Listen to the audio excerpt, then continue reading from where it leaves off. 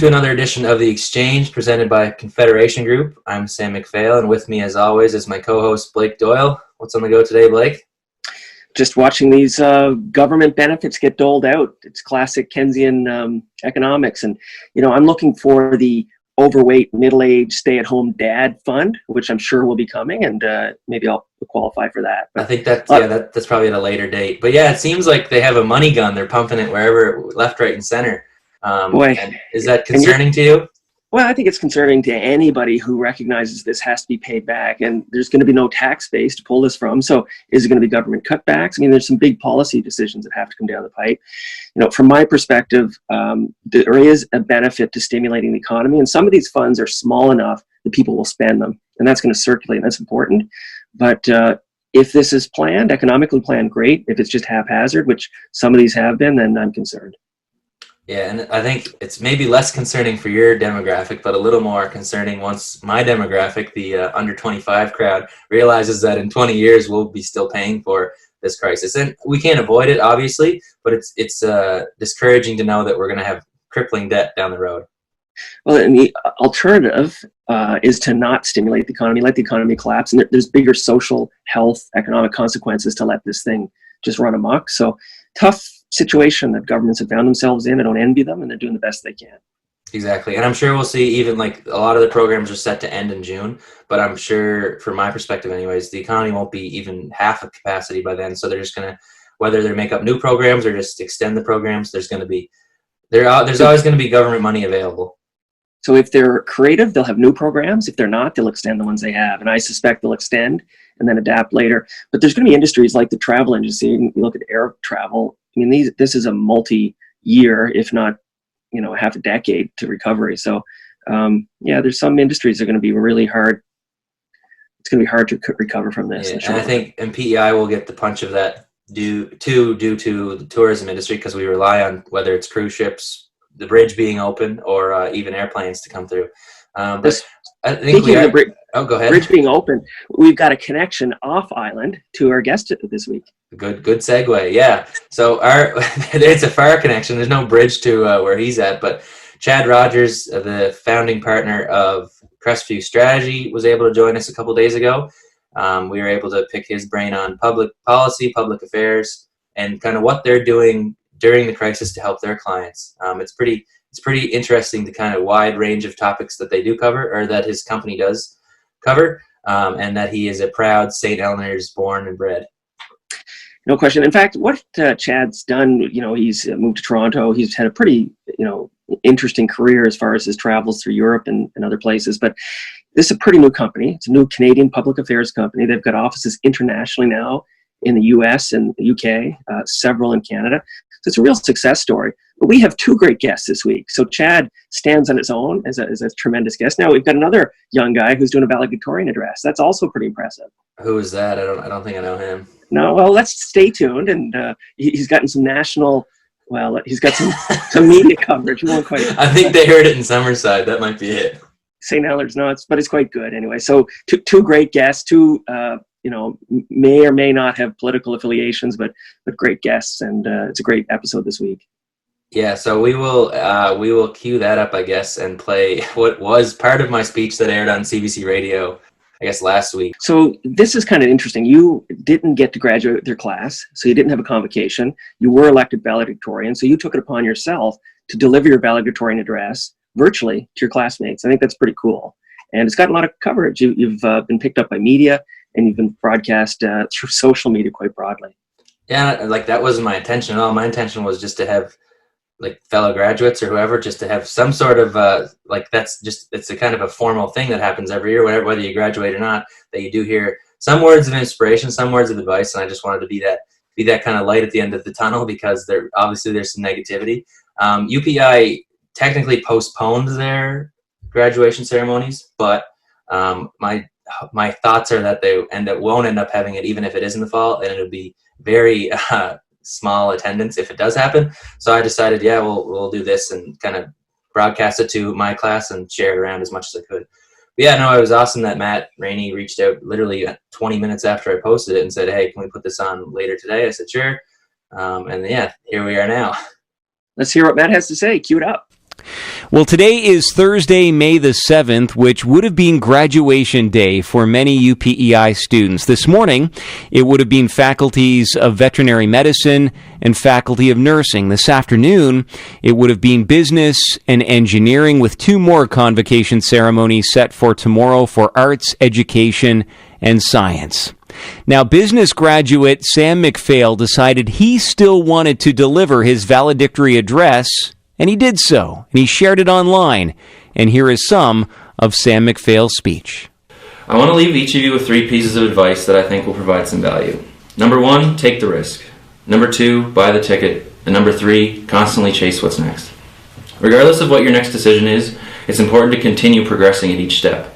Take risks that scare you and force you to grow, whether you want to or not. Don't slow down when things get tough. Don't make excuses for how bad you have it. Just keep pushing forward. Life is hard, and we all know that, but by not stopping and continuously evolving, you will find success in whatever you do. Yes, there will be plenty of failures along the way. Failures so big that you often consider waving the white flag. Although failing stings far more than anything else, I encourage everyone to fail and fail often, because with every failure comes growth.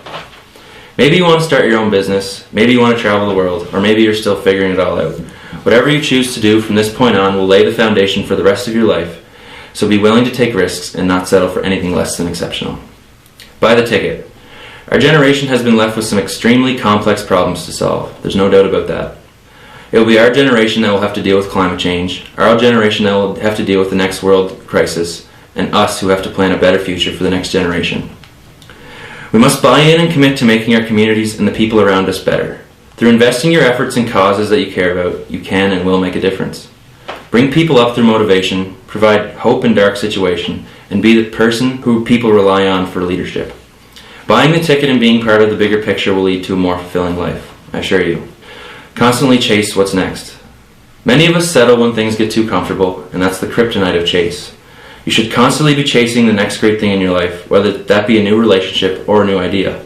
Never settle. Get out of your comfort zone and enable yourself to flourish into something great. Create milestones, celebrate life's small victories, and never lose your thrill of the chase. Life happens too fast to dwell on what could have happened. And because of this, we are often reminded through tragedy or crisis that we should never take anything for granted. Think of the death of Kobe Bryant earlier this year, the tens of thousands of people who lost their lives from coronavirus, or the senseless massacre that took place only 2 weeks ago in Portapique, Nova Scotia, taking the lives of over 20 innocent people. These are sobering reminders to all of us that we are only on this earth for a short period of time, and we must take full advantage of all that life has to offer. Always be looking for the next thing in life, because there will come a time when it's simply too late. Before I finish up, I wanted to end with one of my favorite quotes. This quote comes from a book called Le Livre de Dory. Although at the time I dreaded reading, my French teacher made this his everyday quote, and it stuck with me throughout the years. His wife battled cancer for well over a decade, and through this quote, him and his family were able to keep the faith and see the light at the end of a very, very dark tunnel. So bear with my French, but here it goes. Qu'il y a les jours où rien ne tourne quoi qu'on fasse. Et ces jours-là, tant pis, il faut courber les chines en attendant que ça passe. Demain ou les jours suivants, les choses s'arrangeront. Loosely translated, it means that there are days when nothing seems to be going right, no matter what we do. On these days, all I can do is bow down and wait for it to pass, because things will always get better. They always, always get better. So, take the risk, buy the ticket, and constantly chase what's next. That was UPEI business graduate Sam McPhail sharing his valedictory address online.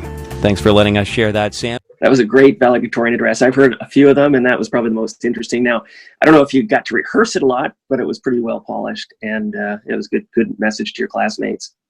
Yeah, thank you very much, I guess. Well, look, I don't dole out compliments that freely, but in this case, it was a pretty innovative way to distribute a message, to dislocate a class. And it's too bad that you didn't get to have your convocation. You did graduate, and it was good that you were able to address your classmates. We will now probably queue up our interview with Chad Rogers, founding partner of Crestview Strategy.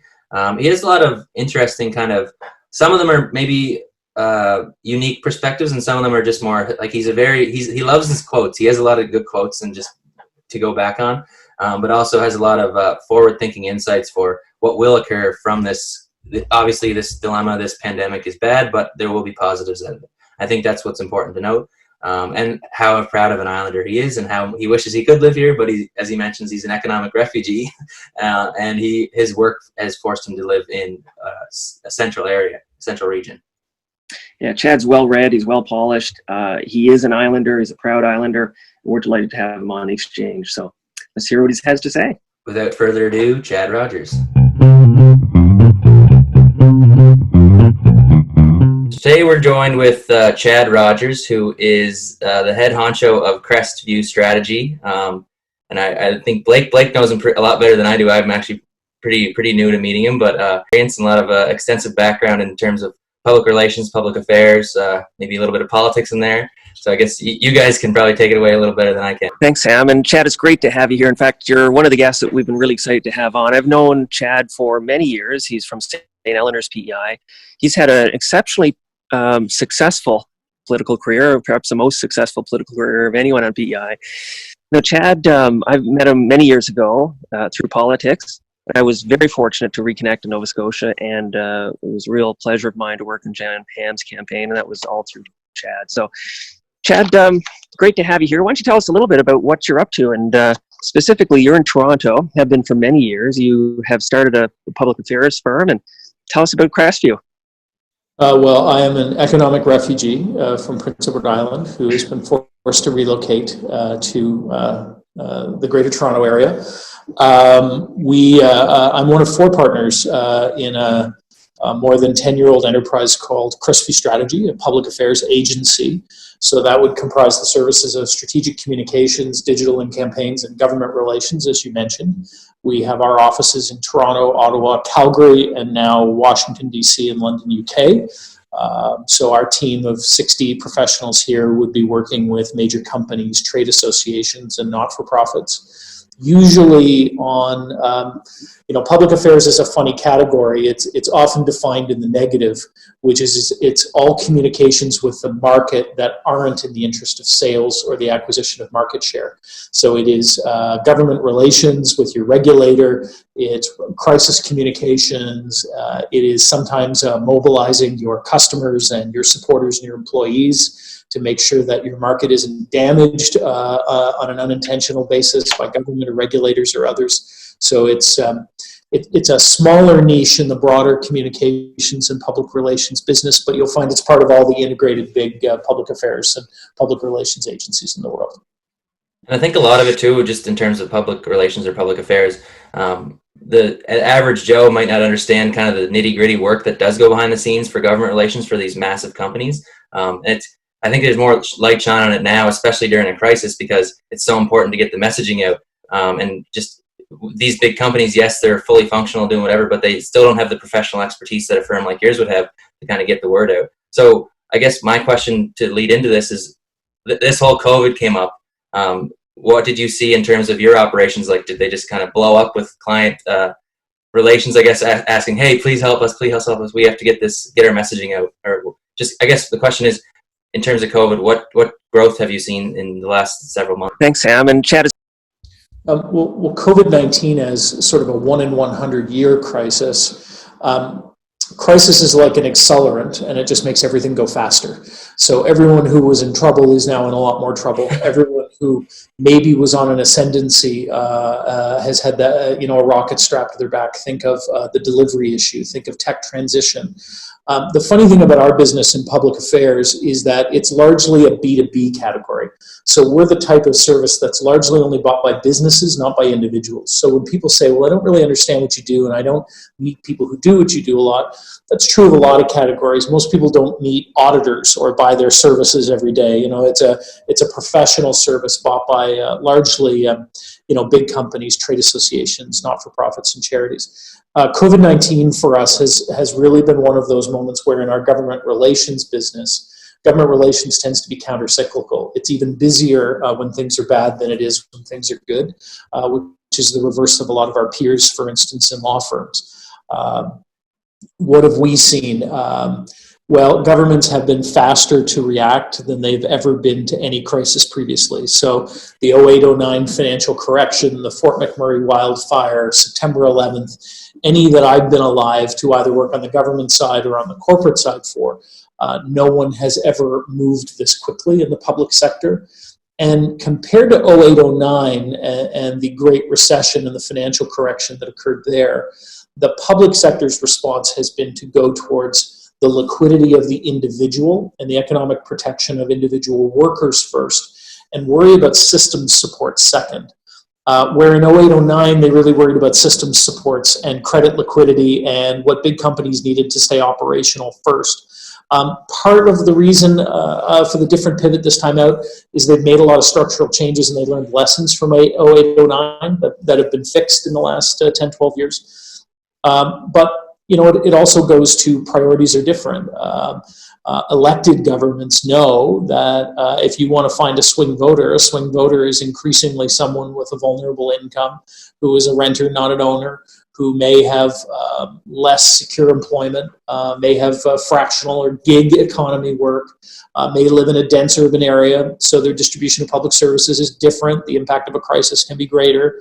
And I think, look, as someone who goes back to the old Edmund Burke school, that the role of government is you protect the weak and you restrain the powerful. On protecting the weak, I think government's finally learning to move faster to get to folks who frankly have no supports in a crisis, and know that even if you provide a little bit too much to some, or you're open to a little bit of manipulation, look at the emergency benefit of letting people be able to pay rent and groceries and take care of their families. That's a different, higher risk proposition than we've seen governments previously been willing to entertain, because they understand that a small percentage of risk is acceptable if you're focusing on folks who it wouldn't be hard to prove that they're vulnerable to an economic and a health crisis. So, Chad, if this thing started as a health scare, it's now migrated into an economic crisis. Governments are challenged. You talked about supporting the individual. How do you break this dependency, and how does an economy recovery, how does business get through this capitulation and restart? Because there is a lot of incentives to not engage, and rightly or wrongly, there was a stimulation. I think they should have stimulated the demand side of the equation, not so much the side that they chose to support. How do governments get out of this, and more importantly, how does business survive? I'd break it into a couple of buckets, because it's a smart question, but it comprises so much. I mean, the first is, we do a lot of work in the insurance space, and one of the things we've been lobbying for a number of years is Canada is one of the only Western countries that doesn't have an insurance backstop for an earthquake. An earthquake, particularly, that would be a 1 in 500 year event. Why would you want a public guarantee on that for insurance companies? Because it only occurs 1 in 500 years, and to ask the market to pay for that is a bit unreasonable, because the risk is so unique. The crisis we're in, hopefully, is a 1 in 100 year crisis. So when we think of the normal boundaries of public spending, it's okay in a crisis this big to stretch the boundaries of what would normally be okay in terms of public spending, indebtedness. I think everyone would acknowledge it's a unique moment. But like all moments where the public sector floods in with capital, there are a few things you have to guarantee. One, that appropriate oversight, if it can't be implemented in the first instance in the crisis, you can go back and do it later. To say that if there were areas where people manipulated programs or the wrong decision was made, we can correct it and learn from it. The second is that the public dollar can't chase out the private dollar. The public dollar can't suddenly intrude on areas and change markets that the public dollar would like to go back in. And then thirdly is it can't be worth more to be on benefits than it is to be in the market and be working.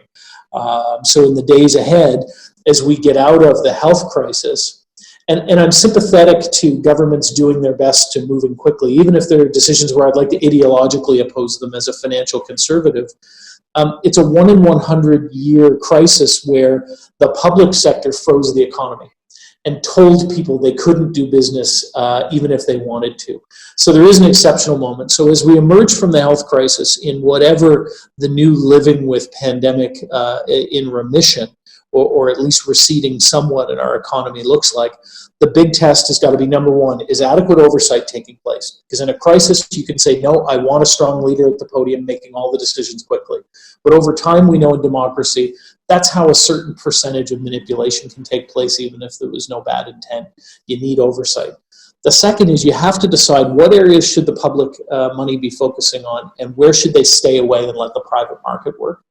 And then the third is, what are you doing for labor, so that you're not paying folks who, for instance, are low skilled to stay low skilled and retrench into an industry because they believe they've found a higher wage against low skills.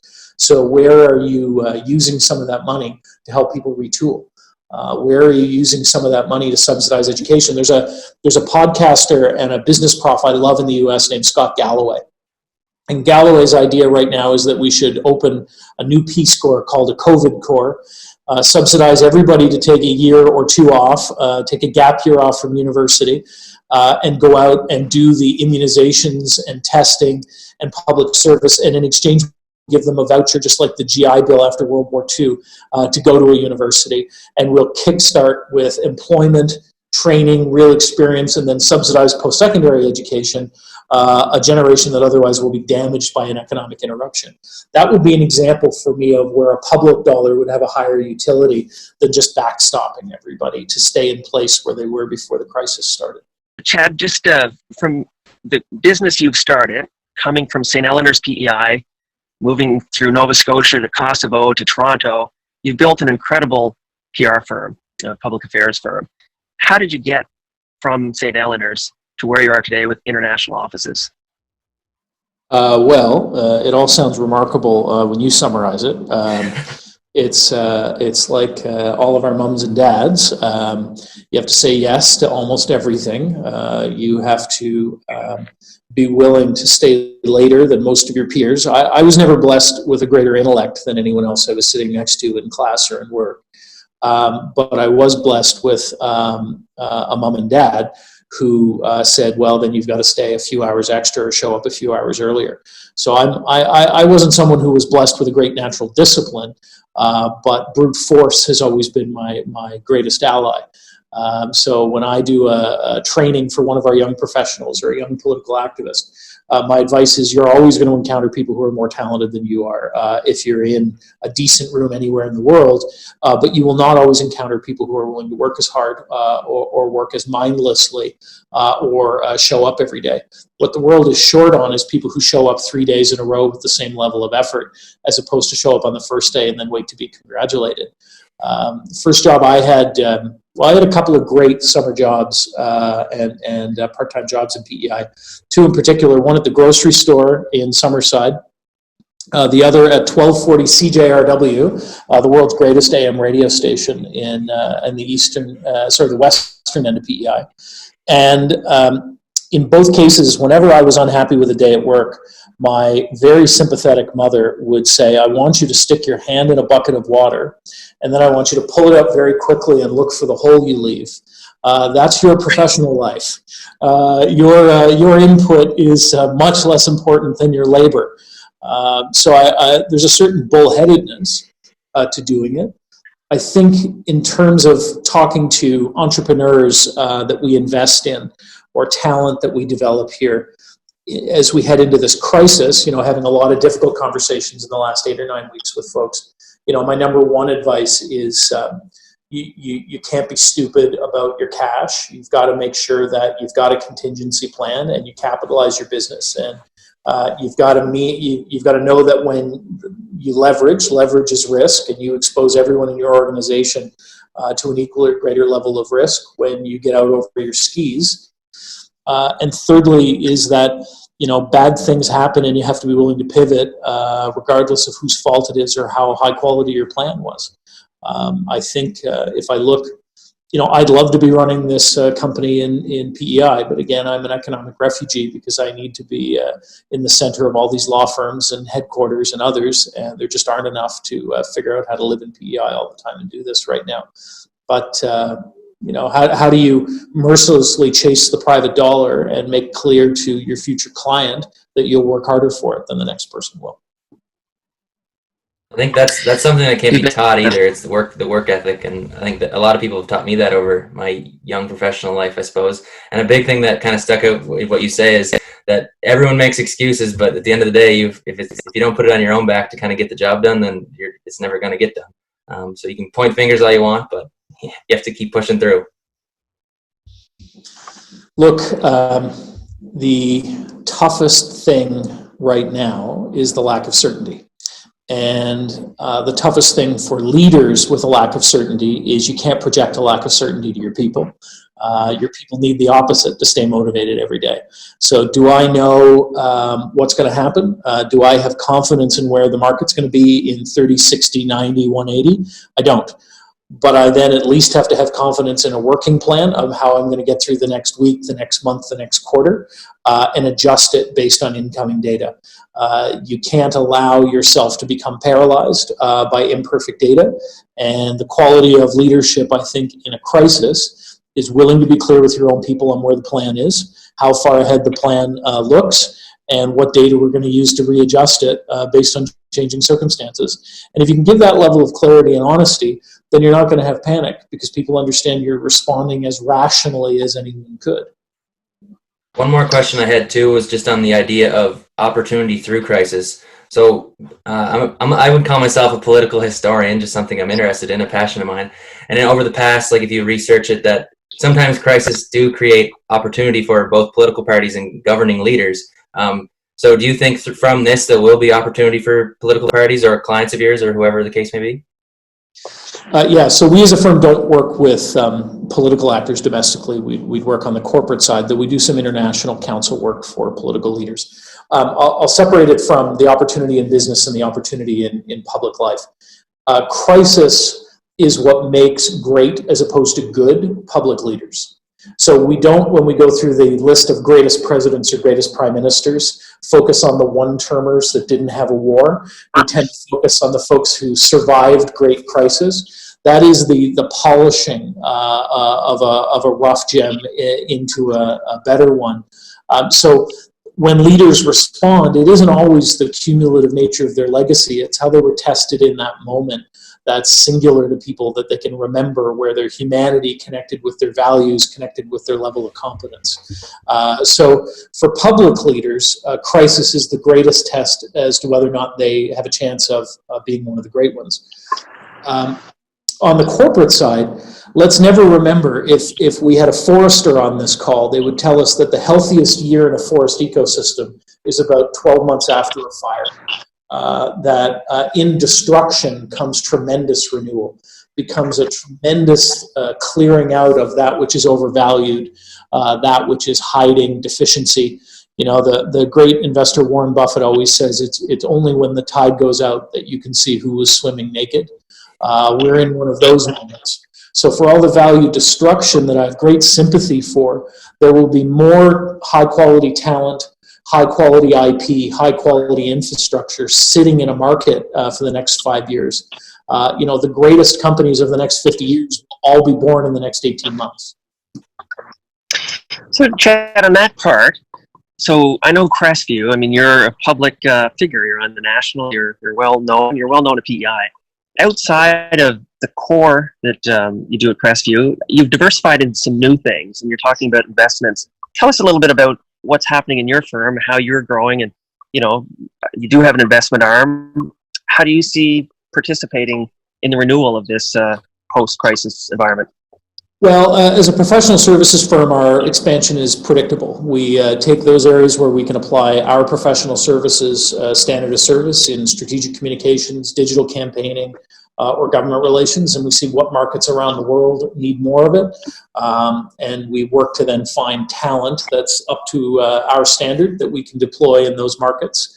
There's a little bit of McDonald's. We have a secret hamburger recipe and a secret sauce recipe, and with the right kind of talent, we'll share it and deploy it into a market. When I put a separate hat on with my business partner, Mark Spiro, we have a little venture capital fund, and where we're looking for value, be it in human quality pet food or app deployment for human resources or cannabis and psychotropic IP, a brewery. We're founder focused when we spend our money. So we want to put our dollars behind truly exceptional founders who may or may not have found the right business idea and the right application, but are exceptional founders who are willing to apply a discipline of thinking. But we're kind of first money, angel money in. So the projects we start on are often not the ones we finish on. But it has to do with saying there's talent that I believe the market hasn't discovered the value yet of, and I want to own a share of how that talent creates value going forward. And there will be, again, more high quality talent displaced by this period of disruption, more high quality IP. Then take a third reality, which is traditionally Canada has behaved as a giant post office. We behave as a very, very orderly economy in which we look to the regulator to tell us how we're allowed to proceed. You know, businesses like Netflix, businesses like the new category of cannabis have completely disrupted that because consumers have discovered, like in other markets around the world, they're totally in charge. And if they start buying something, government will change the regulatory environment that previously we would have looked to as an absolute moat or an absolute brick wall. And regulate towards where the market is going. So there are more new opportunities for those disruptions in the economy. And sometimes those disruptions are hard. You know, the great little store on Main Street that we love that sold a small range of goods at a higher price. Yeah, Amazon was terrible for them because in some cases it offered better service and lower prices. And we don't like to confront the conflict between great selection and great price in Main Street. The good news is with some of the technology we now carry in our pockets, it means that the disruption doesn't always have to be a big actor. It can mean I can as frictionlessly buy something from a business in PEI that's leveraging value as I can from a global giant in a way that they never would have been able to afford the infrastructure before we all carried supercomputers in our pockets. Yeah, I think that, like you mentioned too, the idea of whoever the best adapters, the best innovators, the ones who implement e-commerce or whatever the case may be, are the ones that are gonna survive this. It's great to have the history of a 100-year-old company, but if they've been stuck in the past for the last 20 years, something like this is going to completely blow them out. And like you said, I sympathize with them too, but there should have been some prior thinking because things like this happen at a flick of a switch. So we can't plan the future, but you can't. I'll go to the great Yogi Berra, who said the future ain't what it used to be. So take this moment of disruption. Change is a constant in any market. And for those folks who couldn't adapt, let's remember the reason they couldn't adapt is because the market rewarded them for not adapting. So the question now is, where are their rewards? Where is the market willing to move capital around to buy a service that's more attuned to them? So, what are the priorities coming out of this? We're going to focus on circles of trust. We're going to entertain more in our homes. We're going to be comfortable with more digital activity. So think of your customer sitting in PEI that we would have said previously, I don't think they'll use a credit card to buy that product. This process will completely change that. I don't think that they will do a visual or video consultation to be fitted for a pair of eyeglasses. No, this COVID-19 period of displacement will completely change that norm. So think of all those instances in which we've created a new norm or broken through what we previously considered a barrier, in which the seller and the buyer can be together and not require scale to have that marriage. So I look at I look at this and say there's got to be opportunity somewhere. Then the second piece is when you live through a crisis in which there's a level of suffering, and there's a lot of suffering coming as part of COVID-19, particularly amongst vulnerable people, there is also going to be more structured public sector investment.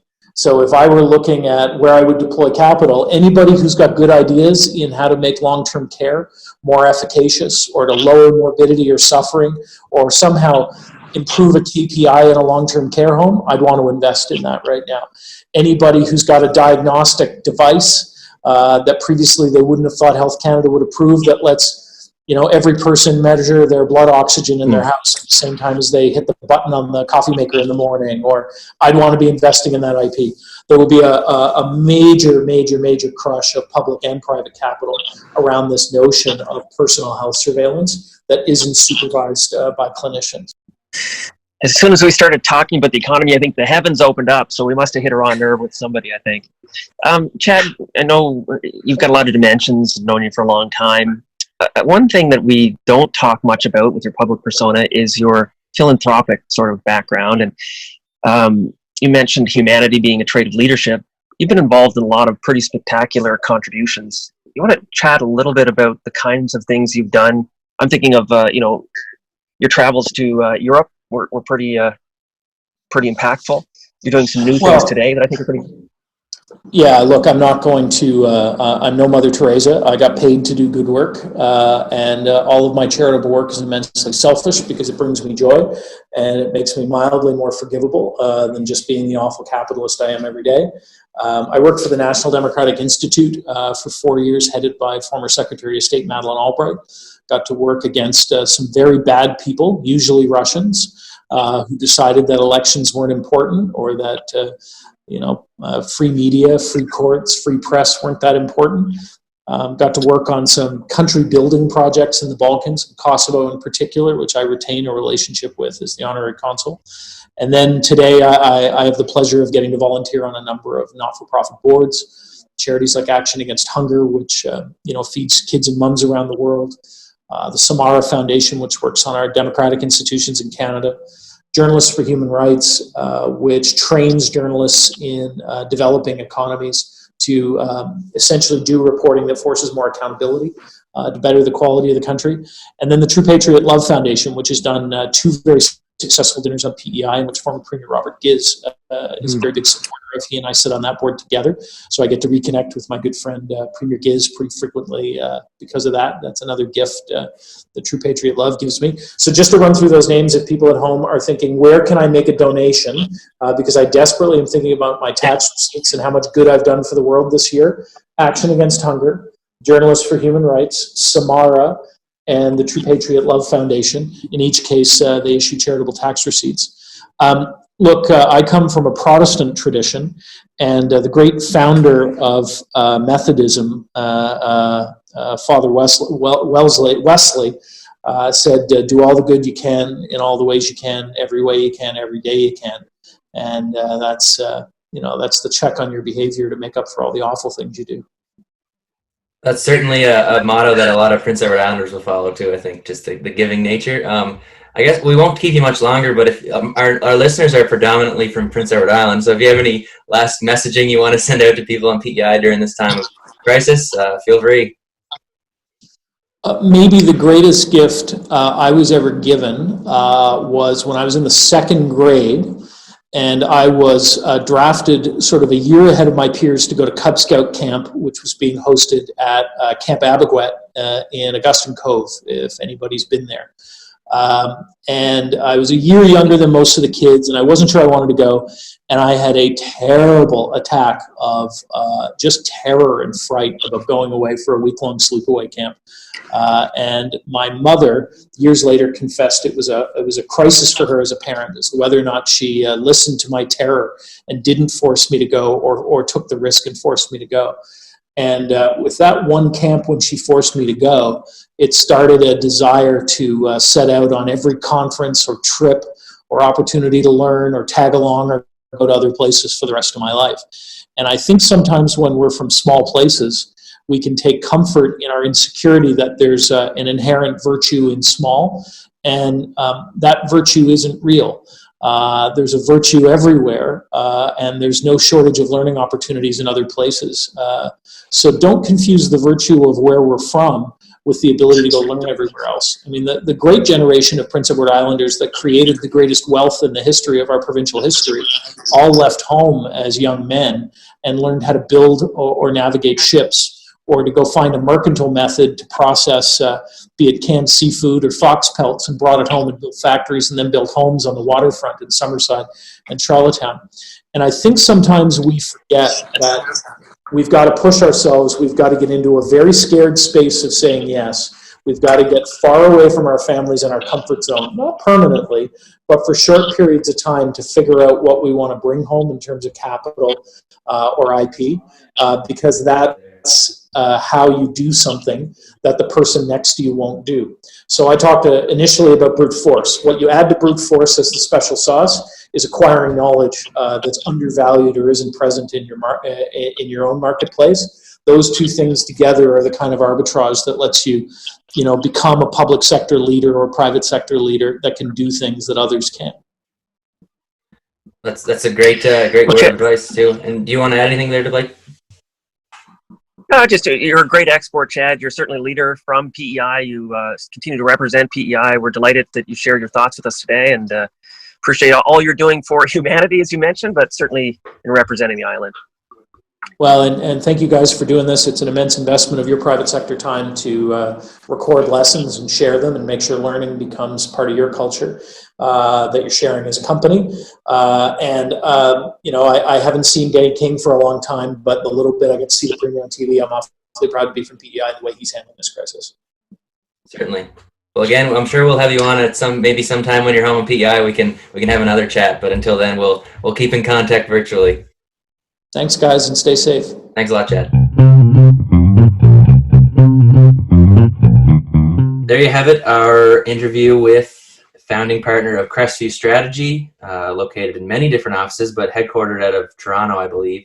Anyways, yeah, what did you think about that, Blake? What did you think about his topics? Look, I've known Chad for a long time. In fact, it was probably back in maybe, he may remember, 84, 85. I had a breakfast meeting with Jean Charest, and Chad was there. And we both lived in Nova Scotia. I was fortunate enough to work with Dr. John Hamm for a short time during one of the pre-campaign periods. And Chad has always been a very committed, very passionate Islander. That comes across in this segment. And he's got a lot of value to add. And clearly, he's expanded his network and his base and his company internationally. But he's got a lot of value to add for Islanders. And having him connect through this forum has been great. And hopefully some people will hear what he has to say and take some nuggets from those comments. I think so too. And for even for our perspective, from a business perspective, he provided a lot of insight of not giving us tips or tricks, but just to say, okay, well, here's what you could do to pivot this way, kind of thing. And I think that's important as our company continues to emerge through this and hope to grow a bit at the end of the tunnel. Now, your former boss, and I won't get you to rate who's better, but let's just say your former boss, he was a real advocate for Islanders who had, expanded beyond PEI, and he would try to connect with those, patriate their concepts and their ideas back. I think here's another young gentleman who's been very successful, who can make a real contribution directly or indirectly. Whether or not he ever returns to retire to PEI, he maintains a strong connection, and he's got a lot to contribute. And I think, he mentioned that he usually does, as often as he can come to Prince Edward Island, he does. But like you said, yeah, he has a lot of maybe exported ideas, but we're able to take them back and maybe use them here to kind of at least provide some positivity in a negative situation. Lots of experience. He's a great guest. And for sure. Love to have him back again. I'm sure we will too. Listen, go ahead. One last thing that we didn't get to talk about is our launch of our new website. So anybody who hasn't seen, perhaps the most valuable domain on PEI is actually confederation.com. And I encourage people to go check it out. Kind of overviews our focus and what we're trying to achieve here in this province. And it's a new launch for us. As we come out of COVID, we're rebranding and repositioning ourselves as well. And you can also listen to the exchange right on that website. There might be a couple. Please point out any grammatical errors because we will be able to fix them at a moment's notice. But no, it's going to be a great launch. And I guess this will be the first people to find out that we will be doing a bit of a rebrand, I guess, as we move forward. People might have noticed our new logo. There'll be more on that in the coming weeks, but you can go check out our website now, confederation.com. Thanks, Sam. Have a good week. No problem. Oh, this has been another edition of The Exchange, presented by Confederation Group. I'm Sam McPhail. With me, as always, is Blake Doyle, and we will see you next time.